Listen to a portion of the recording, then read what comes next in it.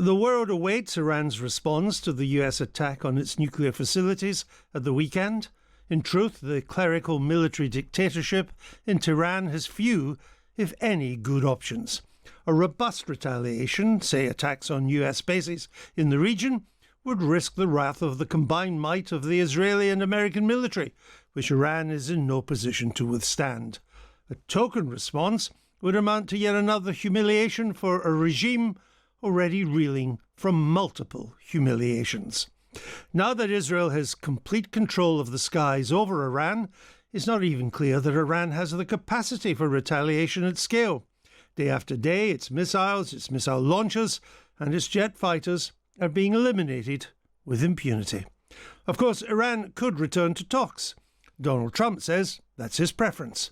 But what's left of the Iranian regime must realise that the only possible conclusion to these talks is the destruction of its nuclear bomb-making capabilities and its ballistic missile program.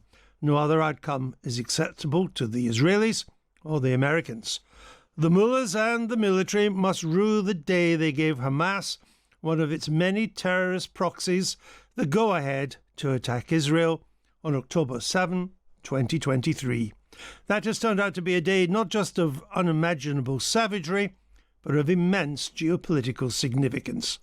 Since then, Iran has lost Hamas, shredded by Israeli firepower, lost Hezbollah, decapitated by Israeli ingenuity, lost Syria, through which it financed and armed its proxies, lost control of its skies to the hated Israelis, lost many of its leading generals and nuclear scientists to Israeli assassination, lost missiles, missile launchers, and jet fighters. And now, thanks to Trump, lost much, at the very least, of its nuclear weapons capabilities. Most important of all, it now faces the hostility of a united Israeli-American alliance in any adventures it is now thinking of mounting. This is an historic watershed. When a tottering regime suffers that number of setbacks, scorched earth is often what it resorts to. Okay, we're going down, but we're taking you with us.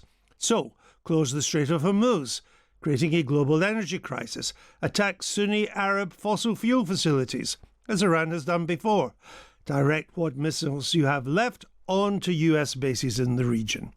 Now that would certainly sow mayhem across the Gulf and elsewhere. Hardship for Western economies, including Britain, where Labour's ambition to grow the economy, already something of a lost cause, could be shattered. But the global economic impact would be short-lived, and the biggest victim would be the Iranian regime itself.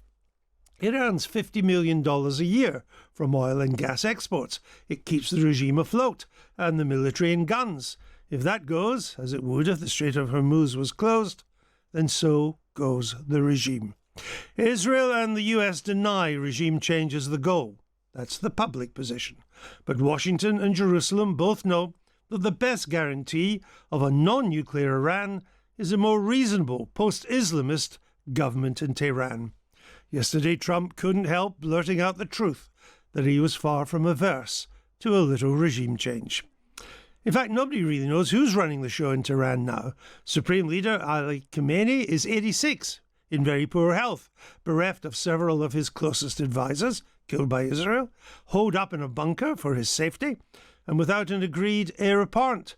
His lifelong strategy to arm Iran with nuclear weapons and establish it as the dominant power in the Middle East is in tatters, and it's brought Iran to its knees. The idea that he or those around him are still capable of a coherent or rational response may be fanciful. Israel and America are minded to keep up the pressure until something gives. They won't listen to European or British voices counselling stability or de-escalation. America and Israel think the Iranian regime has never been more vulnerable. They'll continue to hold its feet to the fire. Keir Starmer clearly disapproved of the US strike, yet welcomed the setback to Iran's nuclear ambitions. A classic case of willing the ends, but not the means, if ever there was one. Nobody in Washington, or Tel Aviv or Jerusalem, is listening. Britain and Europe don't even have walk-on parts in the events unfolding in the Middle East. They are mere spectators who think they still count, but don't.